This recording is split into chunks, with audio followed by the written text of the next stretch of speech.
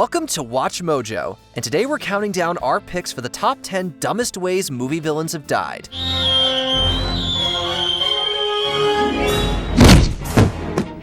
For this list, we'll be looking at the most absurd, ridiculous ways movie villains have met their end, whether it be from the situation or the method itself. We won't be including any villains who seemingly died, but were confirmed to be alive later. This means several spoilers. Which villain's silly death got you laughing? Let us know in the comments. Number 10. Drop down a giant chimney. For your eyes only. The Bond franchise is no stranger to silly villain deaths, though one might expect this big bad to go out a different way. At the beginning of this 1981 outing, Ernst Stavro Blofeld takes control of Bond's helicopter. Good afternoon, Mr. Bond. Don't concern yourself with the pilot, one of my less useful people. Instead of immediately getting rid of his arch-nemesis, Blofeld toys with Bond, giving him an opportunity to regain control. Bond swiftly picks up Blofeld's wheelchair and drops him down a giant chimney. Oh, you want to get up? Mr. Bond! Not only was it very silly to kill Blofeld off in the opening, but you never see his face, and he isn't named in the credits. This was due to a lawsuit between screenwriter Kevin McClory and Eon Productions. Regardless, seeing Bond dispose of the once formidable villain so easily never fails to make us chuckle. We can do a deal! I'll buy you a delicatessen! Number 9. Feed snake, gets eaten by snake. Snakes on a plane. This cheesy horror movie naturally has some pretty silly deaths. Although he's not on the same level of villainy as the person who put the snakes on the plane, Paul Oswalt is still a massive jerk. Sir, I'm pretty sure that Coach gets to Los Angeles about the same time as First. Funny. Does my Premium Awards membership come with sarcasm, or should I speak to your supervisor? Before the attack, the businessman is shown to be rude and uncaring, and it's not as if he suddenly has a change of heart once things start going wrong. He's the type of character you know just isn't making it out alive. Oh, great. Just great. Is there a problem, mister? Well, gee, what do you think? When a python joins the fray, Paul sacrifices another passenger's chihuahua in an attempt to satiate the snake. Paul can barely get out his reasoning that anyone would have done the same before the python is on him next.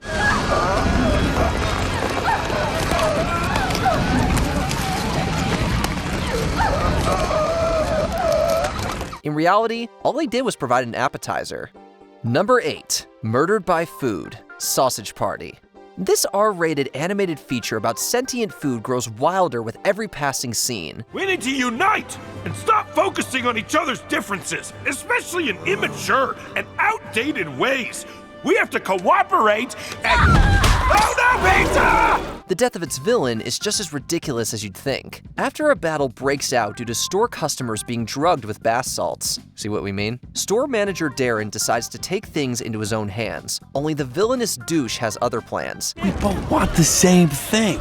I'm feeling like, honestly, the two of us could, collaborate together. Like a mashup, bro. He begins to control Darren by going through the back door and trying to shoot his rival Frank. Luckily, his friends have his back, strapping a pair of propane tanks to a garbage can and shooting it into the pair. They're then sent skyrocketing out of the store, where they explode with delightful fireworks. Pure insanity.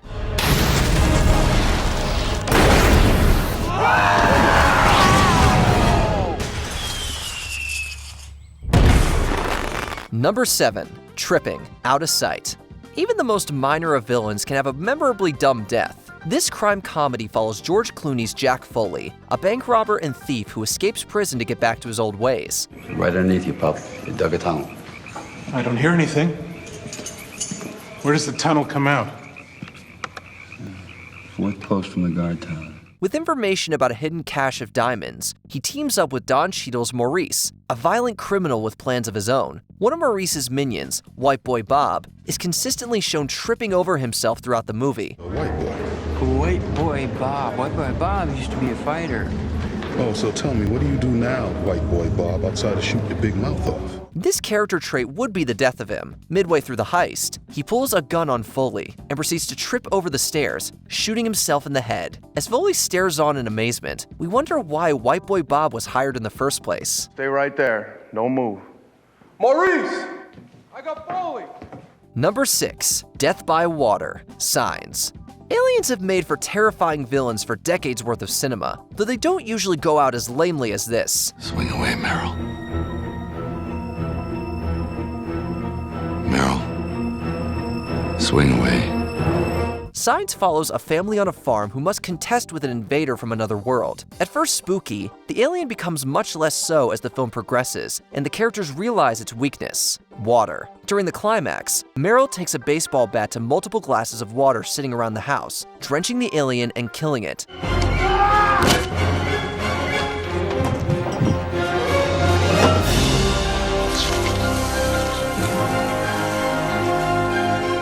Why aliens would try to invade a planet that mostly consists of their weakness is certainly confusing, and it's pretty contrived that there just so happen to be multiple glasses of water sitting around. But hey, a win's a win.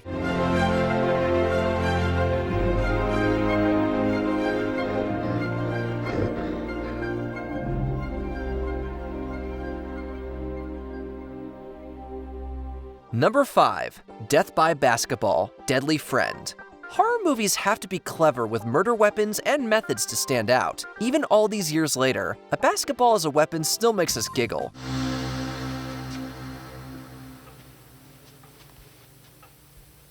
Damn shids. Directed by Wes Craven, Deadly Friend follows a tech prodigy who implants a robot's processor in his brain-dead friend, saving her life, but turning her murderous. Before this happens, the neighborhood's resident grouch is seen tormenting the kids. So naturally, when the sweet Samantha undergoes her personality change, it means death for the evil Elvira Parker.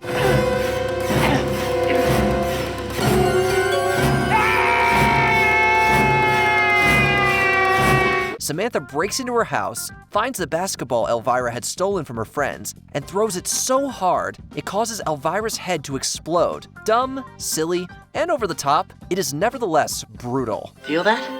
Feel that? Just hold it. Ooh. One more time and you got it. Number 4. Cut in Half. Star Wars Episode 8, The Last Jedi. There were a lot of things in The Last Jedi that ticked off Star Wars fans.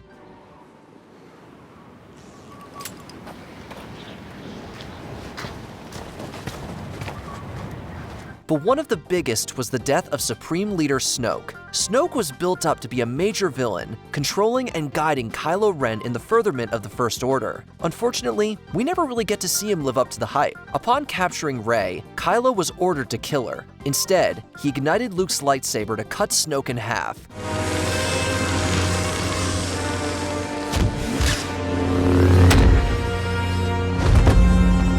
Paired with the disappointing payoff is Snoke's confounding confidence that Kylo Ren would never betray him. Seems like Snoke should have realized what was happening, but at least his death led to a pretty fantastic fight sequence. And kills his true enemy.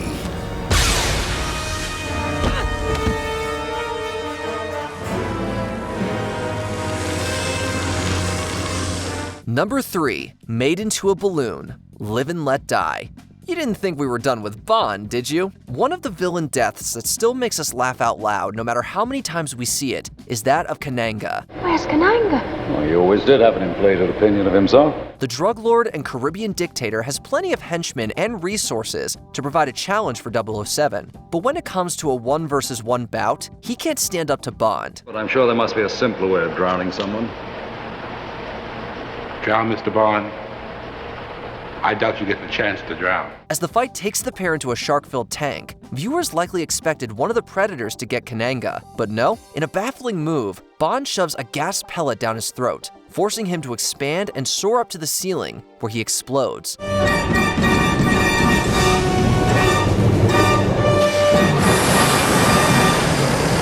The awful effect just gets more ridiculous with each passing year.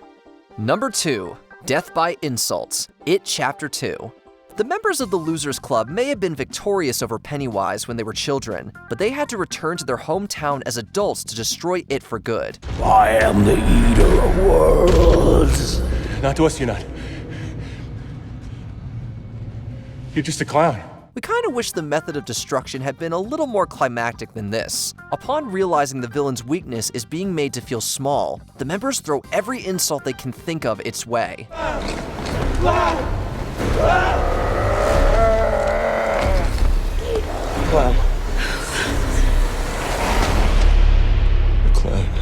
They berate the being until it has been severely shrunken down to size, and they're able to remove its heart. Pennywise is an utterly terrifying force, so having it be defeated by some unkind words is a foolish way for its reign of terror to end. I just thought I'd check up on you.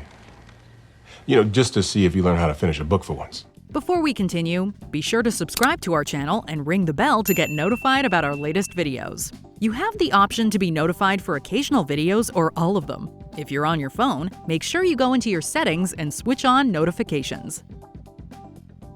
Number 1. Explosive Temper. Big Trouble in Little China. It must be nice for the hero when they don't have to defeat a villain at all. Yeah, Jack Burton just looks that big old storm right square in the eye and he says, "Give me your best shot, pal. I can take it." In John Carpenter's beloved action comedy, truck driver Jack Burton gets caught up in a mystical struggle between good and evil. Burton and his friends face off against an ancient sorcerer and his 3 henchmen, each of which is an elemental master. Thunder, for example, can expand his body.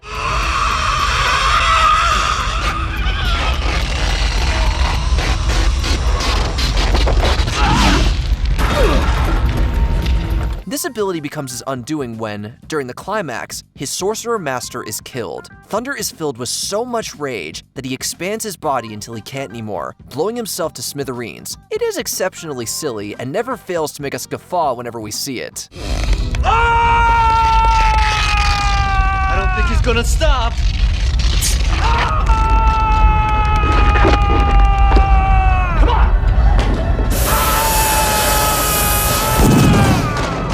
Did you enjoy this video? Check out these other clips from WatchMojo, and be sure to subscribe and ring the bell to be notified about our latest videos.